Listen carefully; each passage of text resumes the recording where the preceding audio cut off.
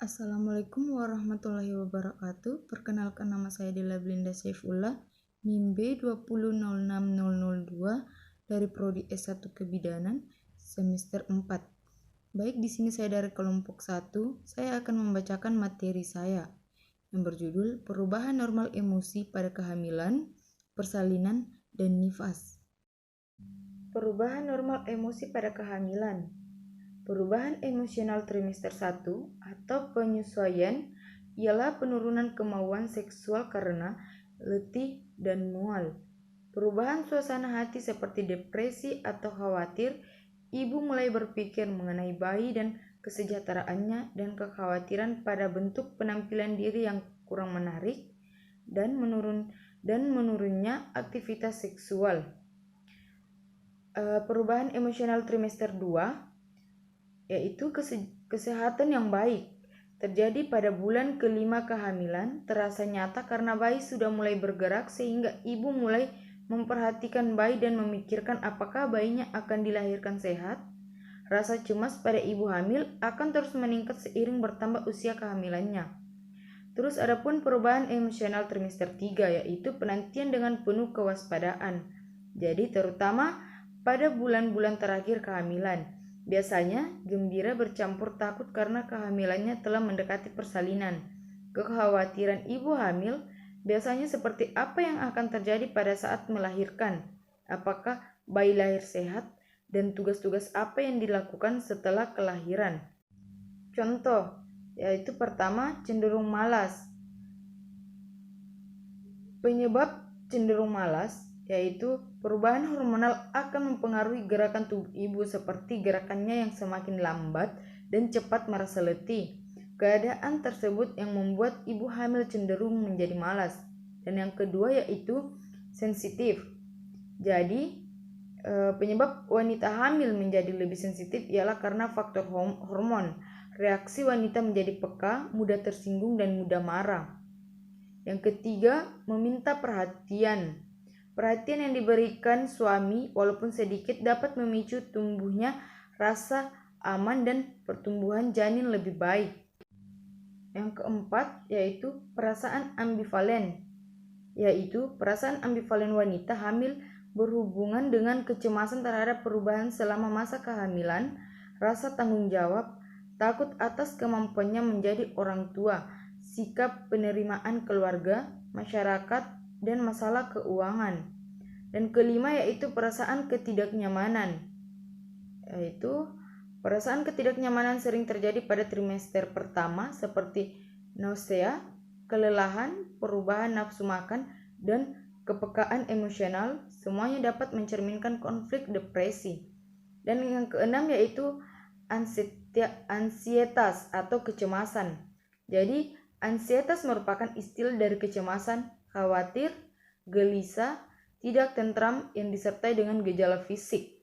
Jadi ansietas adalah respons emosional terhadap penilaian individu yang subjektif. Adapun persalinan, yaitu perubahan normal emosi pada persalinan.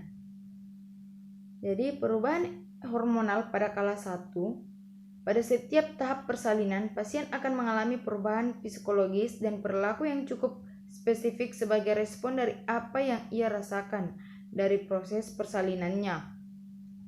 Berbagai perubahan ini dapat digunakan untuk mengevaluasi kemajuan persalinan pada pasien dan bagaimana ia mengatasi tuntutan terhadap dirinya yang muncul dari persalinan dan lingkungan tempat ia bersalin.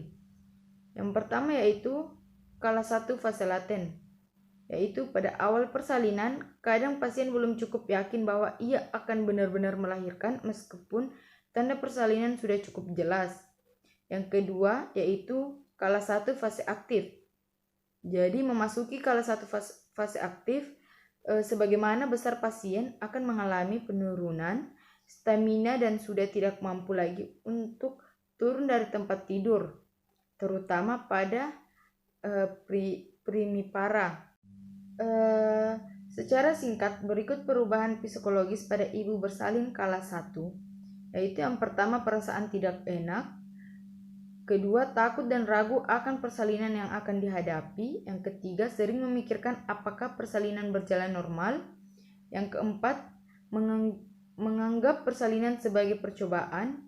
Yang kelima, apakah penolong persalinan dapat sabar dan bijaksana dalam menolongnya.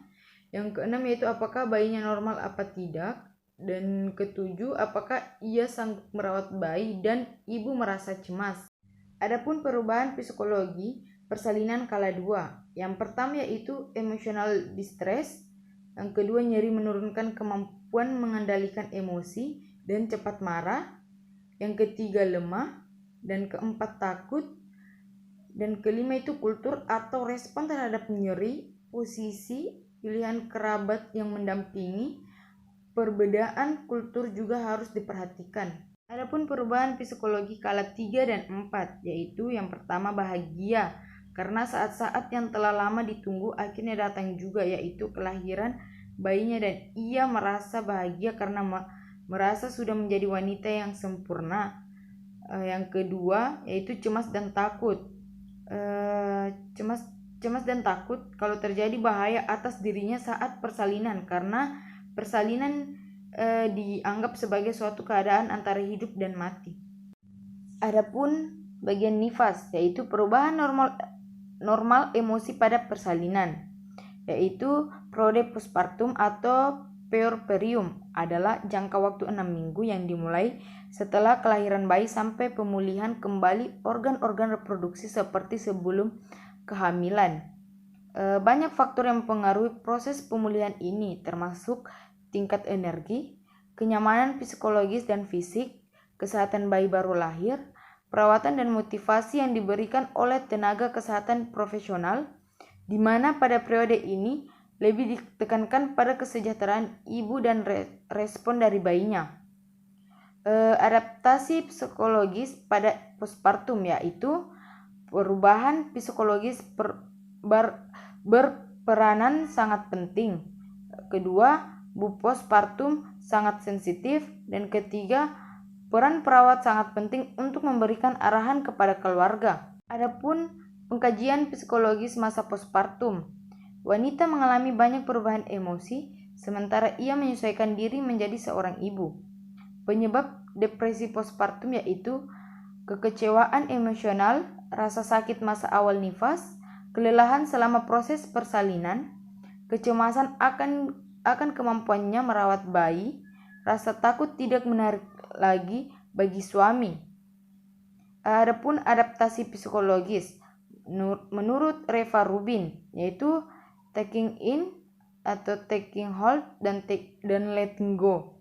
Jadi fase taking in yaitu prode ketergantungan yang berlangsung pada hari pertama sampai hari kedua setelah melahirkan. Jadi gangguan psikologis yang dapat dialami oleh ibu pada fase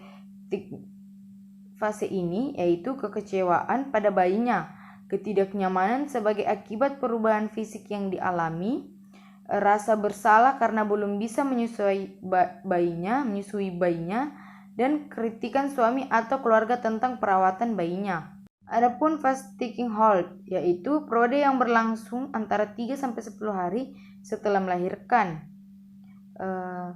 Pada fase ini, ibu memerlukan dukungan dan merupakan kesempatan yang baik menerima berbagai penyuluhan dalam merawat diri dan bayinya sehingga timbul percaya diri. Dan adapun juga fase letting go, yaitu merupakan fase menerima tanggung jawab akan peran barunya yang berlangsung 10 hari setelah melahirkan. Jadi, di sini secara umum antara lain adalah yang pertama, terharu dan bersemangat, yang kedua, kewalahan, yang ketiga mengecewakan, yang keempat menangis, dan kelima merasa dipukuli.